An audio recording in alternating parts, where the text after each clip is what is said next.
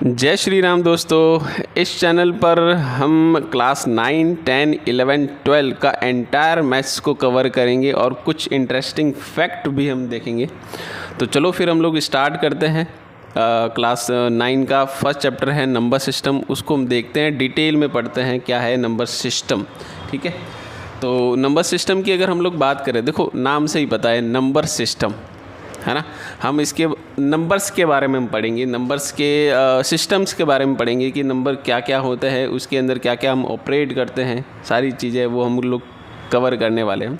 ठीक है, तो सबसे पहले नेचुरल नंबर की बात करें तो हम जानते हैं नेचुरल नंबर जो है वो 1 से स्टार्ट होता है। उसको काउंटिंग नंबर भी बोलते हैं हम लोग। क्या बोलते हैं उसको? काउंटिंग नंबर भी बोलते हैं। इसको हम लोग कैपिटल लेटर से डिनोट करते हैं। किससे डिनोट करते हैं इसको? हम लोग कैपिटल लेटर से हम लोग इसको क्या करते हैं? डिनोट करते हैं। देखो ये डिनोट वाला सिंबल जो है ना वो हमें पता होना चाहिए। क्यों? क्योंकि जब हम हायर में जाएंगे तो ये सिंबल ही यूज़ होने वाला है कि ये कैपिटल एन जो है उसको हम नेचुरल नंबर बोलते हैं, कैपिटल डब्ल्यू जो है उसको हम लोग होल नंबर बोलते हैं। ठीक है, तो नेचुरल नंबर आया। ठीक है, उसके बाद जैसे ही जीरो आया, जीरो जो है हमारे आर्यभट्टा ने जो है वो इन्वेंशन किया था जीरो जो है, तो जैसे ही जीरो आया ना तो ये नंबर पूरा हो गया और उसको हमने क्या नाम दिया? उसको हमने होल नंबर नाम दिया गया। क्या नाम दिया गया? Whole number. ठीक है, उसके बाद जैसे ही होल नंबर आया, जीरो से स्टार्ट होता है, 0, 1, 2, 3, 4। तो जैसे ही दुनिया आगे बढ़ी तो नेगेटिव लोग आने लगे, तो नेगेटिव नंबर भी आने लग गए।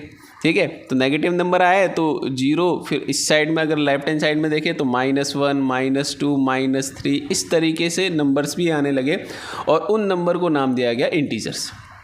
ठीक है, और इंटीजर को हम लोग किससे डिनोट करते हैं? आई से डिनोट करते हैं या फिर हम डब्ल्यू से भी डिनोट करते हैं। ठीक है, ये आई और ये जो डब्ल्यू है, ये एनसीईआरटी जो है वो हमारा आई यूज़ करता है और जेई वाला जो है वो कभी कभार डब्ल्यू यूज़ करता है इंटीजर के लिए। ठीक है, तो चलिए हम लोग इसको पढ़ते हैं क्या सीन है। तो देखो सबसे पहले ये नंबर लाइन मैंने आपके सामने ड्रॉ कर दी है। नंबर लाइन क्या है, इसलिए यहाँ पे मैंने 0, 1, 2, 3 जो भी है, -1, ये सारी चीज़ें लिख दी है।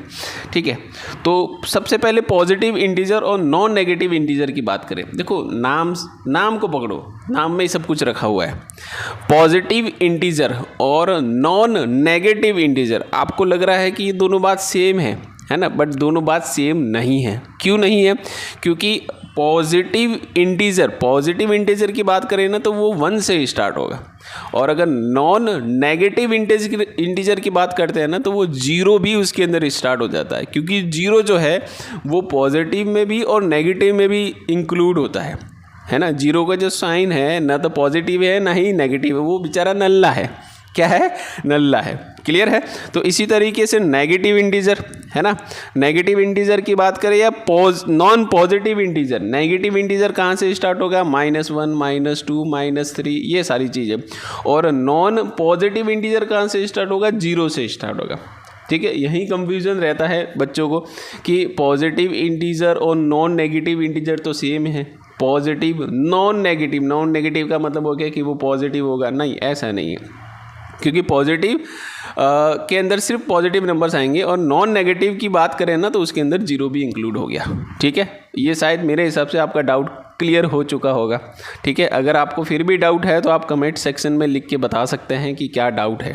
ठीक है, तो 0 is neither positive and nor negative. ठीक है, 0 ना तो पॉजिटिव का साइन में आता है और ना ही नेगेटिव के साइन में आता है। ठीक है, और एक अच्छी बात कि 0, अगर मैं आपसे एक क्वेश्चन पूछूं कि 0 क्या है, ये कौन सा नंबर, मतलब इवन है कि ऑड है ना, तो ये इवन नंबर में गिना जाता है।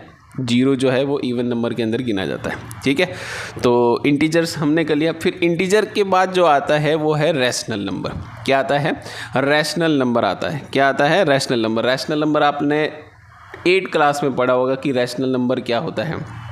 रैशनल नंबर वो नंबर जिसको P/Q के फॉर्म में लिखा जा सकता है। किसके फॉर्म में लिखा जा सकता है? P/Q के फॉर्म। कुछ भी बोल सकते हैं रेशियो में, A/B बोलो या P/Q बोलो, कुछ भी बोलो, वो तो अपने डेफिनेशन जैसे एनसीईआरटी में दे रखी है वैसे ही हम लोग कवर करेंगे इसको। ठीक है, तो वो नंबर जिनको P/Q के फॉर्म में लिखा जाता है, और P और Q क्या होने चाहिए? कोई भी इंटीजर हो सकता है, कोई भी इंटीजर हो सकता है, और Q नॉट इक्वल टू 0।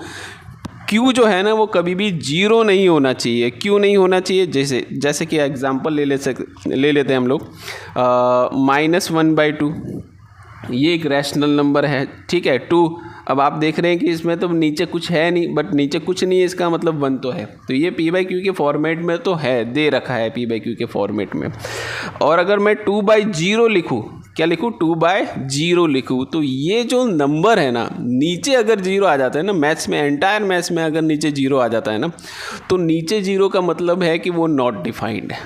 क्या है? Not defined. इसको हम डिफाइंड ही नहीं करेंगे। हमारे मैथ्स के अंदर, एंटायर मैथ्स के अंदर 0 किसने इन्वेंशन किया था? आर्यभट्टा ने इन्वेंशन किया था। और आर्यभट्टा कौन है? हमारा इंडियन है, और इंडियन को हम कभी भी नीचे नहीं रखते, ठीक है। तो इसलिए अगर नीचे 0 आ गया ना, तो हम सीधा बोल देंगे कि ये क्या है? नॉट डिफाइंड, ठीक है। ये किसी नंबर में नहीं आता है ना।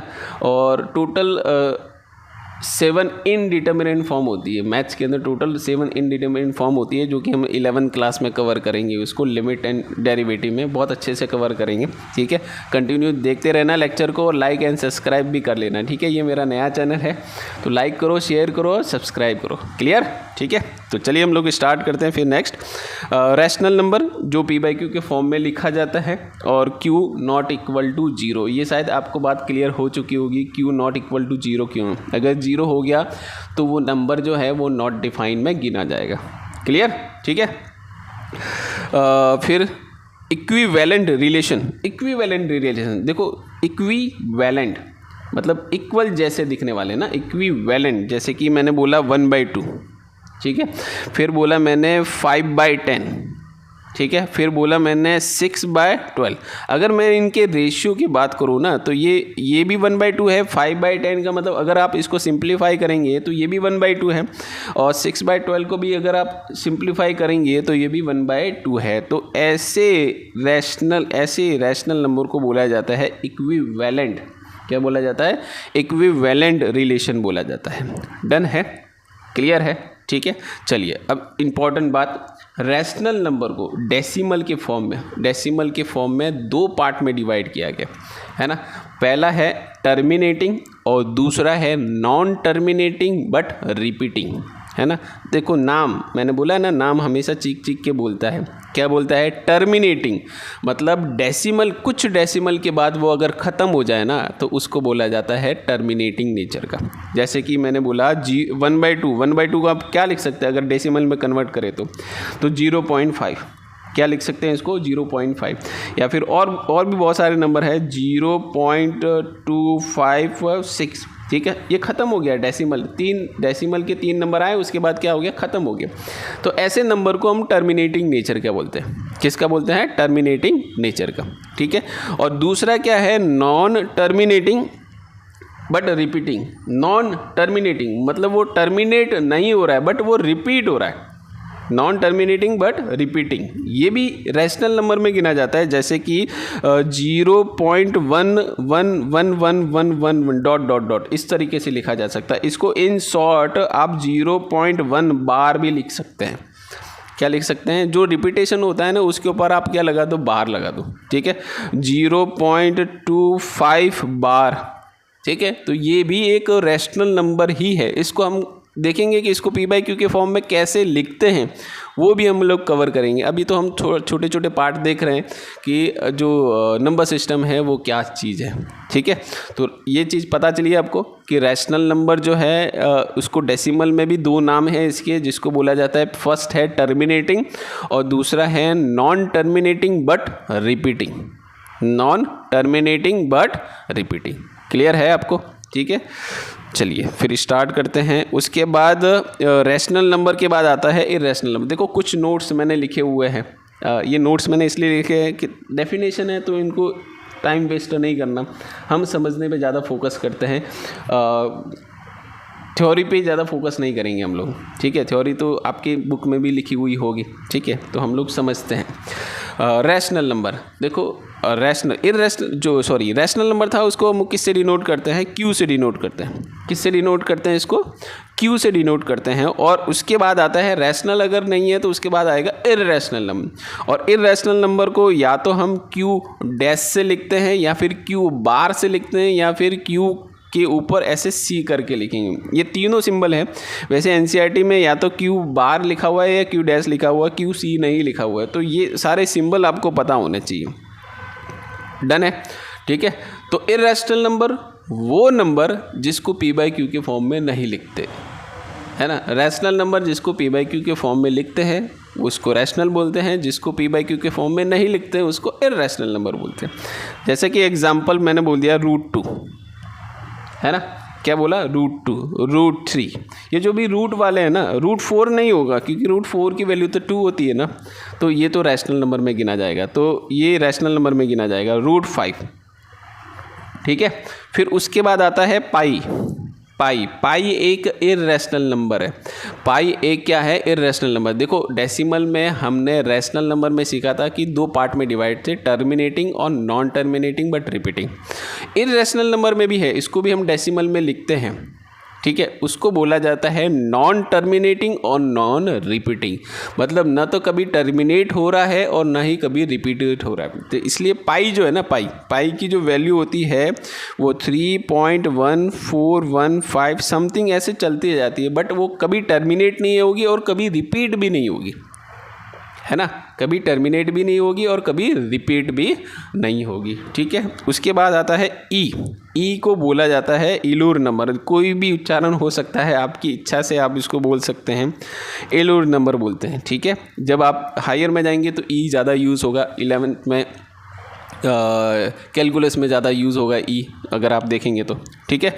इलूर नंबर मतलब इसकी भी वैल्यू होती है 2.3 समथिंग, ऐसी कुछ ना कुछ तो होती है इसकी भी वैल्यू, पर 2 पॉइंट समथिंग होती है इसकी। ये भी नॉन टर्मिनेटिंग और नॉन रिपीटिंग है। ये भी इर्रेशनल नंबर में आता है। किस में आता है? ये इर्रेशनल नंबर में आता है। डन है, ठीक है, क्लियर है, ओके, ठीक है। चलो डेसिमल में हमने देख लिया कि इसको क्या बोला जाता है, नॉन टर्मिनेटिंग और नॉन रिपीटिंग, ठीक। अब मैंने हल्का सा एक चार्ट बना रखा है कि नंबर सिस्टम। देखो नंबर सिस्टम जो है ना वो 2 पार्ट में डिवाइड है ना।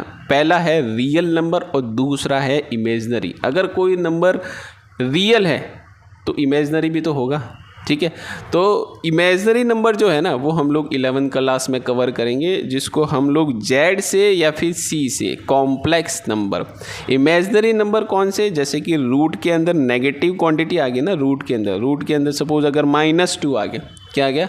-2, तो ये एक इमेजनरी नंबर है। क्या है? ये इमेजनरी नंबर है। रूट के अंदर कभी भी हम नेगेटिव नहीं आता, हमेशा पॉजिटिव नंबर आता है। अगर नेगेटिव आ जाता है तो इसको हम लोग क्या बोलेंगे कि ये इमेजनरी नंबर है। क्या है? ये इमेजनरी नंबर है। इसको भी हम लोग कवर करेंगे 11th क्लास में। रूट के अंदर -1 को है ना हम लोग आयोटा से बोला जाता है, इसको आयोटा।